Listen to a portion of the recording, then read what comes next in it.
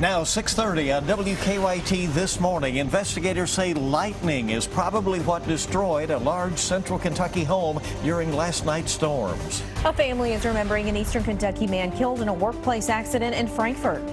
And NASCAR wants to make races more competitive, so they are changing some rules just in time for the events at the Kentucky Speedway. Tracking, alerting, protecting. This is WKYT This Morning. Good morning, and it's so nice to have you with us here on Wednesday. It's Hump Day. I'm Bill Bryant. And I'm Rebecca Smith. A little ominous look to the sky last night, but I happened to kind of dodge a lot of issues, but some folks were not as lucky. There were some lightning issues. Very patchy situation, as is the case with fog this morning if you're traveling. So it depends on where you are. Let's check in with meteorologist Micah Harris. Good morning. Hey, good morning, guys. Yeah, we're looking outside back toward the west, and here comes some more showers and thunderstorms we're going to be dealing with during the morning hours. But look, not everybody will see this. And the dividing line of heavy rain to very little rain at all is the BG Parkway. Right through here, north of that, you'll have a better chance of rain. Lawrenceburg, you'll more than likely at least get clipped here in the next hour or two. Frankfort, you'll be seeing this very shortly, another 30 minutes to an hour. And north of Frankfort, there's no doubt about it, you have the best chance of seeing rain. Owen now getting in on the mix. Harmony, Monterey there in Owen County. Heads up Grant County, it's heading your direction. Lexington, it's going to be one of those cases that you're just going to have to watch. If we do get clipped, it's going to be back from this cell back toward E-Town, so that'll take some time to actually get to us. Look out at Frankfort right now is dry, but here comes some rain on the way. Now I'll show you your afternoon forecast with strong and even the potential for a couple of isolated severe cells, much like yesterday, coming up in a few minutes. All right, a lot to keep track of, and we'll do it. Thank you, Micah. Well, strong storms last night caused some damage across the Bluegrass. In Jessamine County, lightning lightly started a large house fire. The fire was so intense that firefighters from Lexington were called in to help out at the scene. WKYT's Hillary Thornton is at our live desk now with a look at the damage and that lightning that potentially caused it. Good morning.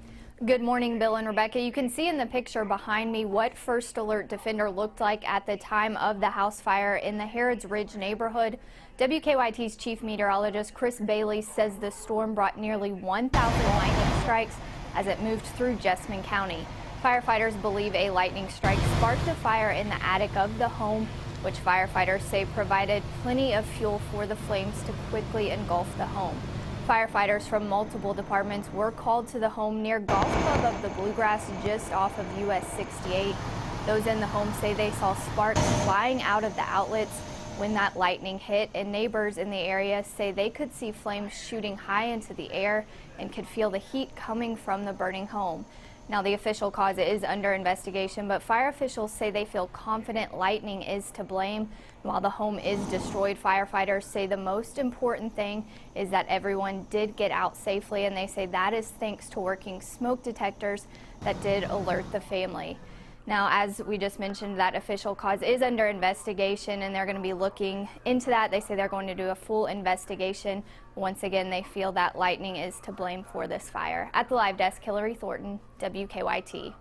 Hillary, thank you. 6:34 on WKYT this morning, and strong winds may have played a role in a deadly tree cutting accident up in Scott County. Investigators say Philip Wise was cutting down a dead tree yesterday north of Georgetown when it fell on him. He died at the hospital. The Scott County Sheriff's Office says Wise was the chief of the old Scott County Police Department back during the 1980s. Take a look at this eyewitness video from Georgetown. Lanny Brannock tells us he shot it inside Galvin's restaurant. You can see all that water on the floor and water just pouring into the restaurant through the ceiling during last night's storms. Quite a mess to clean up this morning, I'm sure. We'll be tracking the storm threat throughout the day. Remember, we can help you stay informed, even when you happen to be away from your television. Download the WKYT weather app or find the latest forecast on WKYT.com. Well, family members are remembering a man who was killed in an accident at the Boone National Guard Center in Frankfort. Investigators say 23-year-old Brandon Cloud of Harlan County died Monday when a heavy piece of equipment fell on him. Family members say he was working for Davis Roofing. His sister says she wishes that she could talk to him one more time. Tell him that I loved him, and I'm sorry that we fit like we did, and I wish he was here. And I wish he could see his baby be born. And I love you, Brandon. Obviously an emotional time for that family. Investigators say another civilian contractor, Wade Massingale, was injured in the accident. At last check, he is in serious condition at UK Hospital. A man found dead on the roof of a building on UK's campus has been identified, but that has not solved the mystery. The coroner says the man is 51-year-old Kurt Boren of Richmond. It's still unclear how exactly he died. A woman spotted his body Monday on the roof of a residence hall on South Limestone. UK says he was subleasing a room from a graduate student, which is not allowed by the university. Well, getting around town today could be a bit of a challenge if you're in a hurry. A couple of road projects that are going to be going on in central Kentucky today that will be closing down some lanes. One of those projects along busy New Circle Road, the other on I-75. Let's go out to WKYT's Victor Puente live now to explain what drivers can expect. Victor, good morning. Good morning, Bill. Those lane closures are spread out. The one on the interstate is starting later this morning. The one here on New Circle Road begins tonight, but could impact drivers who are here this time tomorrow. Now, that lane closure was originally scheduled for last night and was pushed back because of the rain. It's going to impact the right lane of the outer loop here on New Circle Road between Leestown Road and Old Frankfort Pike. The closure is happening so concrete can be poured on a bridge deck. It starts tonight at 9 and goes through tomorrow morning at 7. It's not the only closure drivers will have to navigate. The right lane of southbound I-75 will be closed this morning near the 98-mile marker. That's for bridge deck patching. That work is supposed to end by 3:30 this afternoon. Now, the Transportation Cabinet is keeping 2 lanes open on the interstate during that work, but they warn that in both cases there could be delays. Live in Lexington, Victor Puente, WKYT. All right, thank you very much, Victor. And again, the project on the interstate beginning at 9 this morning. Well, a week from today, it will be harder to buy some over-the-counter cough medicines in Kentucky. A new state law will be going into effect for medicines that contain dextromethorphan. And to buy those medicines, you will have to be over the age of 18 and show a photo ID. There will also be a limit on how much of it you can buy. Supporters of the new law say it will prevent robo-tripping, where certain cough medicines are abused in order to get high. Now, we have a look at all of the new laws that will be going into effect in the Commonwealth next week. That is available at WKYT.com. Kentucky Governor Steve Beshear has appointed a work group to study the financially struggling Kentucky teachers' retirement system.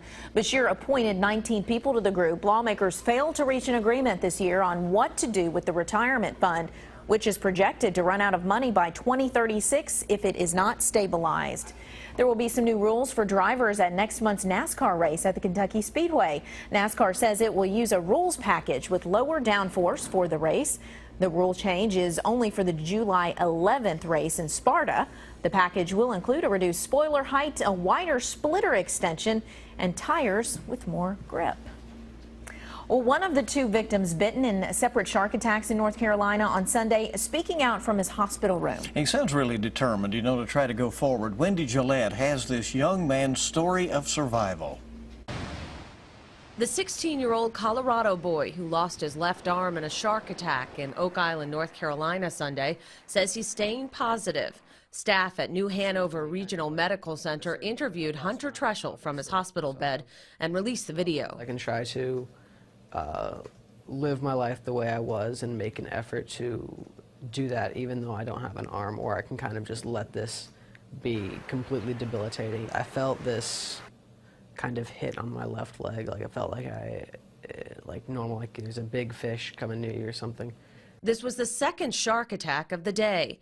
About 90 minutes earlier, 12-year-old Kirsten Yao lost her left arm below the elbow and suffered a leg injury when she was bitten. There's been no determination if the same shark bit both teens. Wendy Gillette for CBS News. And also to let you know, Hunter's mother did thank the hospital and said she honors her son for his courage and mental strength. And I would say that he has it. And he does, obviously. I mean, just enthusiasm that he still has for life is quite obvious. And so he'll do okay. That's a tough break. Yeah, definitely. Let's check to see how traffic moving right now this morning. Here's Officer Don with a check on live drive traffic. Good morning, Don. Hey, good morning. The crash I was telling you about earlier at Main and Midland turned out to be a non-event. No big deal. It looks like they've got all lanes open and no trouble in that that area. Now, on the interstate right now, Victor was talking about issues we're going to have later, but for now, 75 looks good, so does 64. And Broadway and High Street, if you plan on heading downtown via Harrodsburg Road, South Broadway, looks pretty good. On our Waze map, nothing major popping up at the moment as we check out the Circle and Man o' War from Versailles Road over toward the Hamburg area on the inner and outer loops. Inbound Nicholasville Road, got a live driver on the way in that just passed Man o' War, headed toward the mall, and it looks like making it without any problems. Now back to you in the studio. Don, thank you so much. 6:41 is the time on WKYT this morning, and a lot more news is on the way. Jurassic Park gets real for one of the hit film stars. Jurassic World, we should say. That's the name of it. A look at how some experts pulled off the perfect prank. And a man says KFC served him up something more than finger-licking good chicken. We'll have that story ahead. Very hard in Reverie. We have some showers and thunderstorms already back toward the northwest this morning, tracking northeastbound. That'll affect some of our plans this morning, and also more storms this afternoon. Could we be looking at severe storms? I'll have that update coming up next.